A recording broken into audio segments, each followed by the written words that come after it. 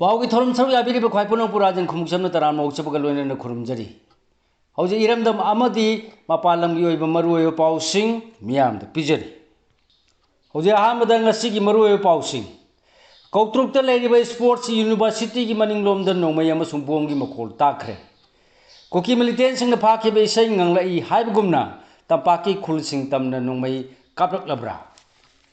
Chief minister ने दिल्ली की हलकप governor का चिक्थर नखरे गवर्नर सु नुमित खरने की खोंगचत्ता ngasi दिल्ली द चलगनी चुरचांदपुर द सोशल वेलफेयर लोइसंग की डायरेक्टर चलुरे अंगलवादी वाकर सिंह चीफ मिनिस्टर उनदन वारी साब पामी अदुबु करम मतमदा फंगदगे हंगरले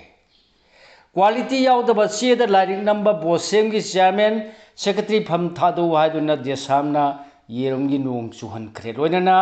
वुमेन रिजर्वेशन एक्ट लिसिंग नि कुनगा हुमदोय की अमेंडमेंट सिंग खननब पार्लियामेंट की अहेनब मिफम सिंग पांगथोकदौरी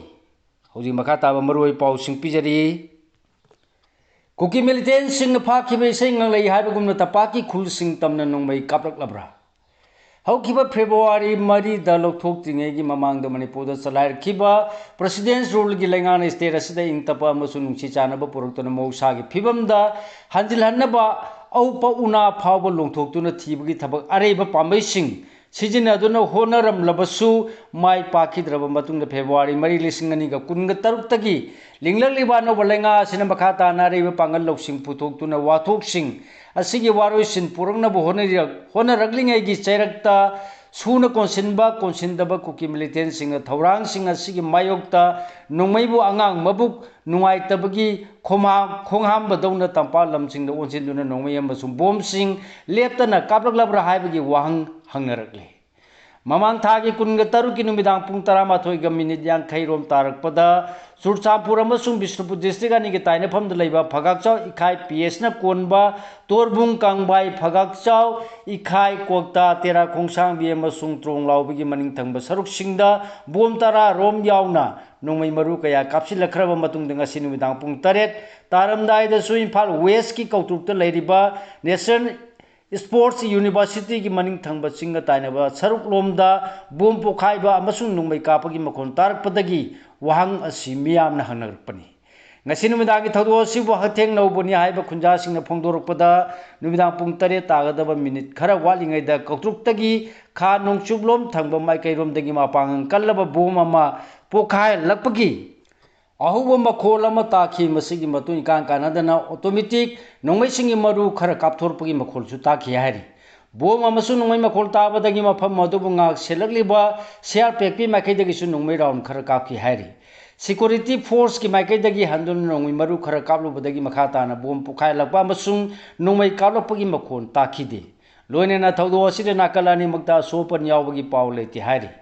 ngasi numidangi thawdo asi thoktriङै की ममांग ngasi ayuk pung 10 ga makhairom tarakpada khurkhul gi maning thangba sarukta leiba singjapopi area da chama ga yankai ga nipan CRPF ki personal sing area domination tawraga patrolling chalubada ariba 2 inch motor gi bomani taduna leiramba thena badagi singmai PS ki kangbu ga khusam aduna police ki bom expert singna pokhayandana lokhat kre hari recovered tawrakhiba bom ani adu ngasi nungthen pung ani ga makhairom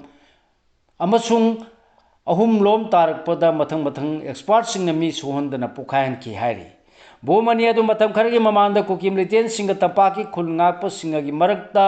कौत्रुक अमदि सेंजम Chirangi मनिंग थंबा सरुक्ता थोखिबा खुथोनखिबा थौदोक्ता सिजिन नरकपदगी पोखाय होगदना लेरप ओइगनी हारी अनि असि recover तौखिबा मफमदा सेगमाय PS की ओसी मसा मक्सु लाक्तुना यिंगसिन की हारी combine force न बोम अनि असिमी सोहंदन पोखायन खिबादु कौत्रुक की मनिंग थंबा सिंगथक्ता लेरिबा cookie खुनसिंगदा चंगफम लौरिबा cookie militant सिंगना मखोइदा अतमना चथरकपा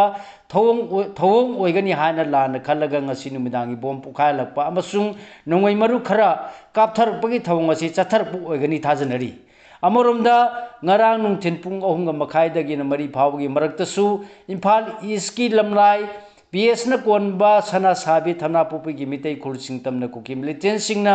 singlom dagi nongmai maru khara kalbak khibagi thodok leikhrabani hairi hujim khata ba maru oi pau sing pijari chief minister na delhi dagi halak paga governor ga chikthana khre governor सु नुमित खरने की खोंगचत ngasi Delhi दा चटलगनी union home minister Amit Shah ने करुपदगी ममांग थागी कुंथ्रा माथोगी नुंगथिन दिल्ली की दमक इम्फाल थादोखिबा chief minister Y Khemchand ngasi नुमिजुंग मतुंग दे इम्फाल दा हलकपगा पंथदना लोक भवन दा चंगदुना गवर्नर के बलागा चिकथनखरे ngasi नुंगथिन पुंग ani तारमदाय दा चीफ मिनिस्टर ना गवर्नर गा उनदना पुंखाई फाबातना वारी सानखिबदा लेंगा सिगी मिनिस्टर सिंग अमसुंग एमएलए सिंग यावखिदे सुमदतगी चीफ मिनिस्टर मसा मथंत लाक्तुना गवर्नर गा वारी सानखिबनी मरम असिना करी करम मरम अमसुंग थौरांग थौसिलगी मतांगदा चीफ मिनिस्टर ना गवर्नर गा वारी साखिबनो हाइबा खंबा ngamkhidri चीफ मिनिस्टर ना दिल्ली दा लेरिंgai ngarang ayuk pung 13 makhairom tarakpada parliament house complex ता union home minister Amit Shah गा उनदुना मणिपुर की हौजी ओरेबा लॉ एंड ऑर्डर की मतांगदा वारी सानरखिबनी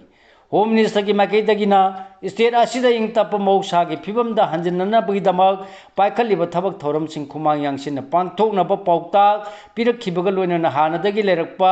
आईआरबी की महिला बटालियन अमगी मथकदा अनोब नुपी खक्तगी ओइबा आईआरबी की बटालियन अम लिंखटपगी अयाबसु पिरखिबनी चेरक सिदा गवर्नर के बला नुमि खरने की खोंगचत किदमक हयेंग इम्फाल थादोकलगनी हायरे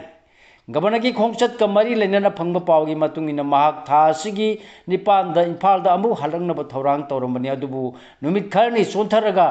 था सिगी 12 नत्रगा 13 दा हलंगलब याय हायरे मरम असिना गवर्नर ना हयेंदगी हौदुना नुमित खरनी मणिपुर की मपान दा लैरुगदबना मा हलक्त्रिबा फावबदी अनोबा लेंगा सिगी अवारपा मिनिस्टर सिंह हापचिनबगी वाफम लैत्रि हायरे क्वालिटी यावदब चेद लाइरिंग नंबर बोसेम की चेयरमैन सेक्रेटरी फम थादो हाइदुना देसामना येरुंगी नोंग चुहनख्रे सही एकाडमिक सेशन की ओइना board of secondary education Manipur BOSEM की celebration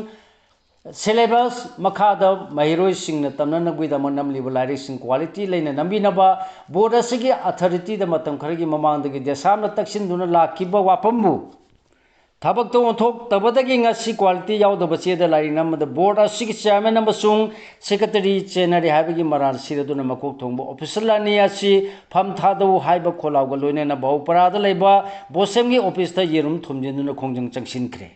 ngasi ayuk pung 10 khara helakpadagi desamgi thomi singna board asigi office tamna thomjin naba honarpada mafam aduda mangjona leiramba security person singgi marakta chaun mungnakhi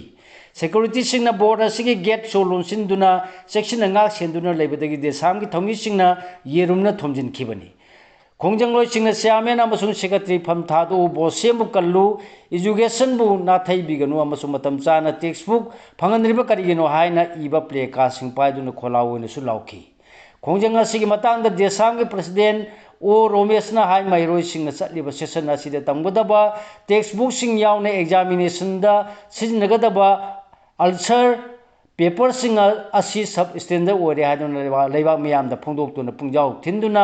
खंगन खरबसु बोसेंगी अथॉरिटीना ngasi फावबो खंजिन उसिनदना तुमिना लेसिलिबो करिगिनो hunky लाइरिंग सिंग ngasi quality लेबा चेदा नमदुना माहिरोय सिंगना तमन्नबा खोलाव कया लावख्रे खोंजंग कया चंगसिनख्रे सब standard ओइबा chair लौरमलिबा अमदि मसिबु supply तौरमलिबा मियोसिंगी मथक्ता लकोपम थोपा action लकोटपगी महुत्ता तुमिना लेसिंदुना वाथोक असिबु लोसिनबु होनरिबसि माहिरोय खुनागी खल्लगा देसामना याबा ngamloi text book सिंग असी quality यावदना नमले हाबसिसु मियामना खंगनरबनी असिगुमा वाथोक असी मखा ताना थोक्तनबा देसामना चंगसिलक्पा खोंजंगद मियामनासु सौगतपियु हाइखी हौजे मखा ताबा पाउ पिजरी चुरचांदपुर द सोशल वेलफेयर लोशन की डायरेक्टर चलुरे अंगनवाड़ी वर्कर सिंग चीफ मिनिस्टर उनदना वारी साबा पामी अदुबु करम मतमदा फंगदगे हंगलले मे उमले सिंगनी कुनगा उमदोदगे मणिपुर की तमथेब लाल हौरखिबदगी हौजि फावद इम्फाल द लेबा लैंगा की लोइसंग सिंगी थौमी सिंग सिंग मपुंग फाना Chatap ngamdana लेरलबा मतुंग ngasi chief minister की मियंग मखादा सोशल वेलफेयर लोइसंग की डायरेक्टर शेख अब्दुल हाकिम नलु सिंगबा ऑफिशियल सिंग चोचांपु द चतुना एमएलए सिंग अंगलवादी वर्कर सिंग अमसुंग मियांग उनदुना चाखुत थरांगी मतंग द हथेंगना वारी सारुबद चोचांपुर दगी अंगलवादी वर्कर सिंगना चीफ मिनिस्टर गा उनदुना वारी साननिंगी हाइबा वाफम फोंदोरख्रे लाल असिना मरम ओरेदुना मतम सांगना लेंगा की लोइसंग सिंगी मकोक तोंगबा ऑफिशियल सिंग चिंग चटप यादबा मसुंग चिंगदगी सुमपुंग फाना इम्फाल द लाकप यादना लेरखरबा मतुंगदा लोइसंग असिगी डायरेक्टर चोचांपुर चटखिबनी director na lusing makhongchada sigi manungda hengle ki MLA lejama hau ki singat ki jinglungthang malun chuchangpur ki MLA khote साइकोर्ट की पालिंगांग थांग हाउ की बामसुंग थालोन गिना लेखिद्रबा MLA बुंजागिन बाइते की मचानुपा जोसेफ बाल्टे का उनदुना लोइसंगा सिने पाइखलिबा साको थरांगी मतंग द वारी सानखी डायरेक्टर ने सुचापुर की तोंगान तोंगान मफम दगी लापा अंगनवाड़ी वर्कर हेल्पर सिंह सुपरवाइजर सिंह डिपार्टमेंट की स्टाफ सिंह ताब की पांगल लेत्रबा हक्चांग सोलब खुदोंग चादब मायोंगनरब सिंह याउना डिसेबल पर्सन सिंह उनदुना मखोगी अपाम सिंह खंगदोकपगा लोइना मखोगी दम पाइखललिबा स्कीम सिंह मतंग दसु मरिक चुमना खंगनखी डायरेक्टर का उनखिबा सुचापुर अंगनवाड़ी वर्कर्स एसोसिएशन की माइकदी लोइसंग सिगी डायरेक्टर ना लुचिंगबा ऑफिशियल सिंह लाक्तुना मखोइबु उनबिरबदा अपेन पुई थेंगनरिबा खुदोंग चादब कया सिगी Matang the लेंगाना पाइखलिबा थबक theorem सिंगदा नुंगाइबा फावी chief minister बो हक्थेंगना उनबा पामी अदुबु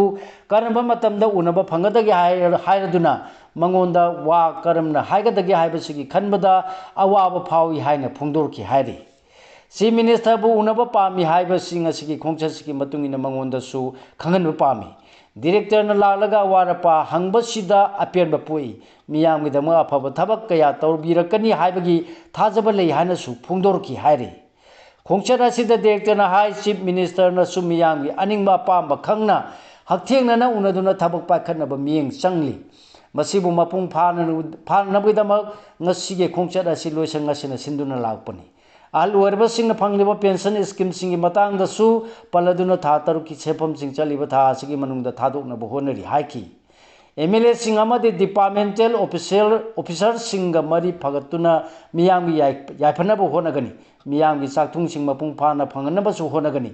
thabak sida mari leinaba singna mateng pangbiu haina phongdolamki miyamgi phangpham thokpa amadi paikapam thokpa sing adu chief minister na mapung phana phanganaba wafam kaya khangalamki थबक Singh असी department नसु सबचाना पांथोकनी हारखी खोंगचर असिगी मनुंगसन one stop centre अमदी चुचापुर की district social welfare लोइसंगी फिबम सु director ने यिंगसिलंखी सरू पोलांग DNA test तौबिनबा कमल बाबू की मयामन police ता इब सेरोन पिसिनख्रे हौजी मखा ताबा पाउ पिजरी ममांग थागे कुनग तरे की नुंथिंदा कांगपुपी डिस्ट्रिक्ट की कांगसु PS न कोनबा सिंगदा दांगन नन लैबा इनाम लोक की मफम अमदगी फंखिबा नुपागी ओइगनी हाइबा सरू पोलांग अदुगी DNA टेस्ट पांतो पुइवा हाइना नवेंबर कुनग मंगाल सिंगनी कुनग मरी द लैम खोंग द लैबा 57 माउंटेन डिवीजन की कैंपस तगी सही ngasi chahi amaga tha ahum sorlaba phawada mafam khalaktriba laisram kamal babu gi puminaba mayamba el bino na iba serolama kangpupi district police ki ASP da pisinkre kangpupi PS ki OC ki khutang da pisin gi ba serola singasi el bino na pisin khibani ma ki serola si da manaw nupa laisram kamal babu chahi yankai ga taru ki langla langjin ngasi phawba khangdri banina recover tawrkiba saru polang asi ki DNA test to pangthokpiu hajakhibani सेरोल असिना सरू पोलांग असिदा पांगथोकपदा DNA test का चांगदमनदुना येंगननबगिदमक लाइसम कमल बाबूगी लोइनबी बेलारानी सही निफुगा मापन अमसुंग सही 13 खक्तंगाइरिबा मचानुपा यावना आइब सेरोल असि पिसिलिबा L बिनोन मसागिसु DNA test तौबियु हाइना फोंदोखी लोइना मफम खंद्रिबा मनानुपा असि आसाम की कसा डिस्ट्रिक्ट की गोसाईपुरदगिनी मा लैमखोंग आर्मी के मनुंग थबक सुरिबा MSL बिनोद कंस्ट्रक्शन की सुपरवाइजर ओइना थबक तौबदगी मतम खरा लोइतांग खुनौदा लेरमबनी हाइना सुपल्ली लोइना माना मफम खंखिदबदगी high court of Manipur WP criminal number 20 गी लिसिंगनी कुनगमरी फाइल तौखरबसु लेखरबनी हाइबो वाफम चु फोंदोपगा लोइना सरू पोलांग असि मफम खंद्रिबा मनाव नुपागी ओइगदरा नत्रगा ओइरोद्रा हाइबदु खंदोननबगिदमक DNA टेस्ट पांगथोपियु हाजखिबनी हाइरे पाउसी असिदा एल बिनो कुमार फोंदोरकपदा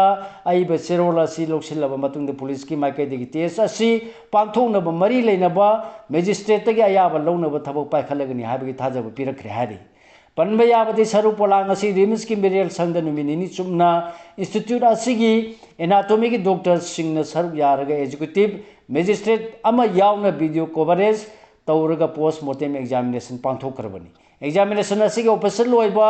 रिपोर्ट फंद्रगा सरू पोलांग असि मसागी चही 30 रोंगी मनुंग लेबा मियोय अमगी ओइगनी हाइबगी थाजब लेखिबनी हाइरे NRC Sanhalu Mitop Khandu Emsu.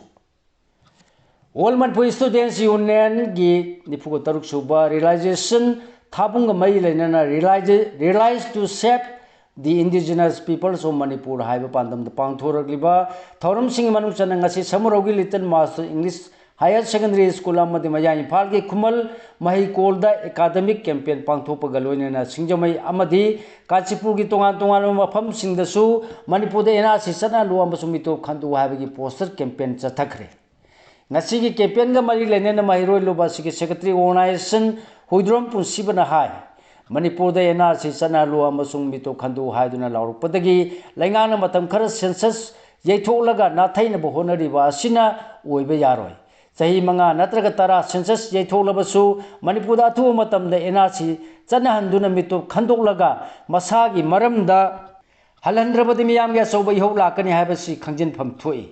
Lengang Haki Yanaba Tong Todaba Zungani Miamgi Tamoy the lady of Penda Singapan Torak Tuna Irang Horak Naba Siloidabani Miam Nasulengaki Tawong Singasigi Matang the Puna Mikap Tominarasi Mito Mian Cha Sindagi Iramdam Kan Bahabasi Mingon the Hajagadabnati Haki Nasigi campaign the Little Master English Higher Secondary Principal M. Lokesor Maya in Palgi Kumal Mahikolgi Principal M. Malem Jauna Lusingba Mahisang Anigi Mahiroi Singsu Saruk Yaki Hari Gojendra Foundation and Intokongi CIC campus the Katba Lying Sang Governor Sangakre Gojendra Foundation and Intokongi CIC campus the Maternal Health Care Henamapan Kankan and Nabaki Pandum the Katpa Quarapam Krishna Gopal Memorial Building Bungasi Governor Eke Balan Sangadon Miam the Kusinakre Maternity ward Asi Sangaduna Governor High CAC Asigi Ana lying the Kudung Chaba Piga the ward Masangabaki Torumsi building a Masangaba the Gihena one totally. Nasi Sangariba ward Asina Miyami Ana lying the Mating Pang Lagani Maruena Kunagi Yanglin Saru Weribi Nupi Amasung Mama or Wishing the Kudung Chaba Piragani Haki. Ward Asi Fuxian Sound Kator Pagi the Mug Foundation Asibus Governor Tagat Papundu Kibalon and Masina CAC Sigma Pangani Henna Kankat Halagani Haki. Taurum Sido Home Amasung Yas Minister Govindas Kontojam Tanga Nambol Wainam Kumbi Amasung Lilongi MLA Singsu Saryaki. Ward Asibu Sanga Kiba Governor the CAC Asigi Musing the Lying Sangasina Miam the Pigadaba Ana Lying Tabaka Mari Lenina Tongan Tongan Biram Singi Matang Yauna Lion Sangasigi Waliba Equipment Singi Punging Singsiladuna Memorandum Sing Pisinki WLKSDA Gi Warrior Kanagumo Party Loop CSO Amatada CLP Banatraga Mating Pangba Matam Khari Uena Namjakiroi Governor Ki Kanboi Garina Thomada Personal Ama Sole Nase Yupung Mapan Makairom Tarpada Impal International Airport Ki Gate Maya the Governor Ki Kanboi the Yaur Kibagari Amana Mapam Sita Kamduna Liba Car Amada Thomjin Bada Impal West District Police Ki Roman Kobo Person Ama Sole Hire KCP PWG Ki Wapam Kanglipa Communist Party PWG MC Unification Ki PRO Singkhang Ngabagi Sirol Amada Mairois Singbu Mana Honariba Base Academy School Tingjile Amasung Senariba Oza Marina Lupta Changjar Katabani Hairi Konjel Dagi Wahai Ontopa Yaba AI Power Tool the Manipuri Lord Yahola Pidamag Nungaiba Pundok Chiri Milan Ministry of Panchayati Rajgi Savasar Haina Kanaba Konjen Dagi Wai Ontopa Yaba AI Power Tool the Nauna Lord Tara Yaurpada Manipuri Lord Su Yahola Pidama Milana Nungaiba Pundoragli Tulasida Gram Sabha proceeding adu record Taurabatung the local language the Aibache Oina Ontorakadabani Savasar High Riba Tulsina record Tauraba Warul the attendance resolution Amasung action point adu record Tauduna Tambagalon gram proceeding adu Hena Laito Halagani Haina Mite Rol Yek Losilon upon Balum Milan Kanglipa Secretary Publicity Soibam Arun Mitegi Sirolamana Pundorakli Numitarani Satagadaba Sajabuinat Ngai Kankumei Hodokre Imalay Semina Loisang Laipung Tomapalgi Pantau Sakpasing Wayen Sanglingpa Pantau Simit Korjay Kol Pali Ina Silon Sintam Sang Satkoi Salai Sang Palempana Thomising amasung Samaski Thomising sinduna kunga mathoi suba Sajipu ina ngai khang kumai numitarani chupna pangthona bidama ngasi nopok chingu thong maite laikol thalo sipilok seloi silai lamai chingda hodokpagi thorom pangthokre hairi hojima khata ba maroi pausing amuka pijari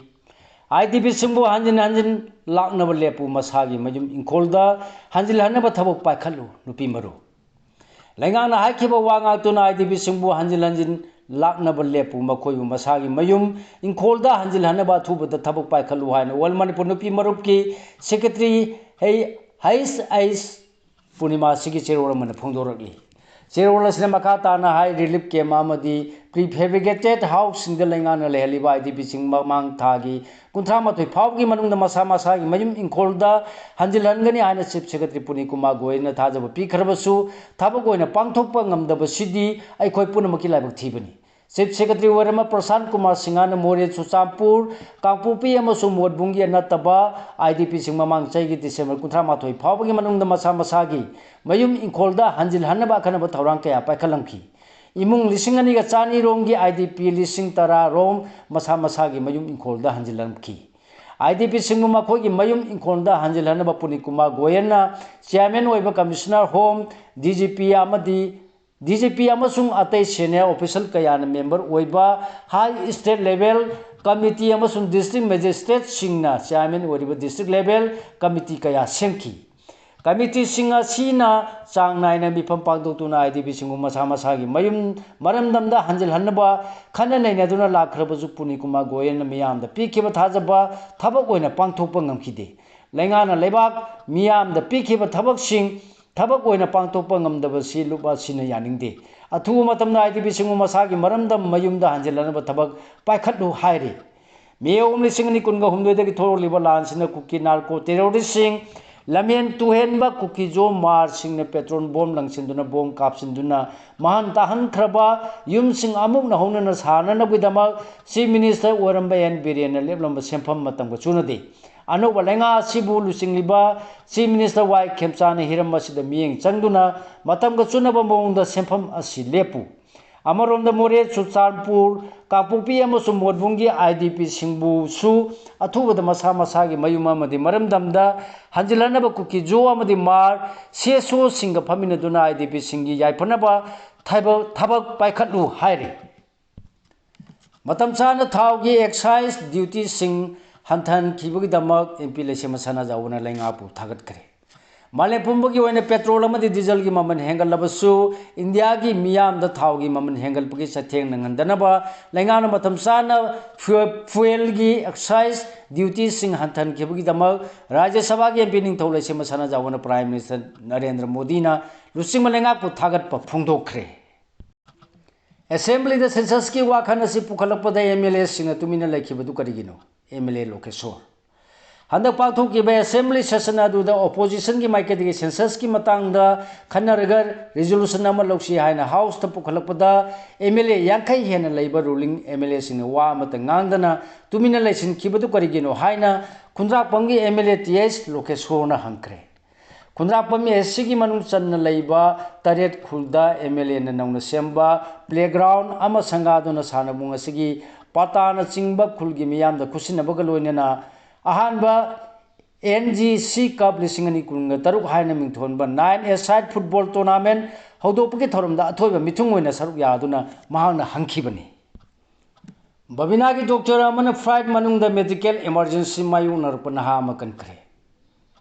Professionalism amasung miyoibagi minungsi utpa singtha nangai oiba thawng ama oina international flight amada nongthakta Tamil Nadu dagi naha oiriba passenger ama medical emergency mayu narpa matamda Babina hospital gi doctor amana kanba ngamkhre haire